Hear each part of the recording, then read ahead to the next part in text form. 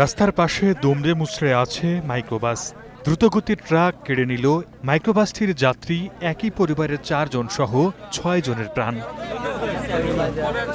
Police জানায়, বুধবার সকালে কুষ্টিয়ার দৌলতপুর থেকে একটি মাইক্রোবাসে করে স্ত্রী, শাশুড়ি ও শালিকা সহ 6 জনকে নিয়ে নাটোরে আত্মীয়ের বাড়ি বেড়াতে যাচ্ছিলেন জাহিদুল ইসলাম।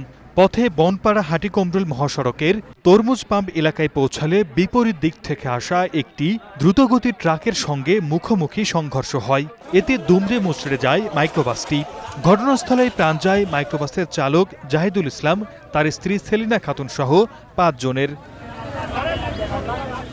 গুরুতর অবস্থায় দুজনকে উদ্ধার করে বড়াইগ্রাম উপজেলা স্বাস্থ্য কমপ্লেক্সে নিলে আরও একজনের মৃত্যু হয়। অবস্থা আশঙ্কাজনক হওয়ায় আহত অপরজনকে রাজশাহী মেডিকেল কলেজ হাসপাতালে পাঠানো হয়েছে। পুলিশ বলছে, মাইক্রোবাসটি নিজ লেনে থাকলেও দ্রুতগতির ট্রাকটি বিপরীত লেনে চলে আসে। দুর্ঘটনার কবলিত ট্রাকটি জব্দ করা গেলেও পালিয়ে গেছে চালক ও সহযোগী। মূলত ট্রাকটাই তার রং লেনে পরিবর্তন করে আসার কারণে মূলত মুখোমুখি মাইক্রোবাসের সাথে সংঘর্ষ হয়েছে আমাদের মনে হচ্ছে। আমরা 5 জন স্পটে মারা গেছে, 1 জন হাসপাতালে, আর বাকি 3 জনও গুরুতর অবস্থায় আছে। তাদেরকে আমরা জেলা পুলিশ থেকে অ্যাম্বুলেন্স সরবরাহ করছি। তাদেরকে উন্নত চিকিৎসার জন্য ঢাকা নিতে হয় অথবা অন্য কোথাও স্থানান্তর করতে হয়, সেটা করা হবে। গত 25 জুন একই এলাকায় 4টি ট্রাকের সংঘর্ষ হয়।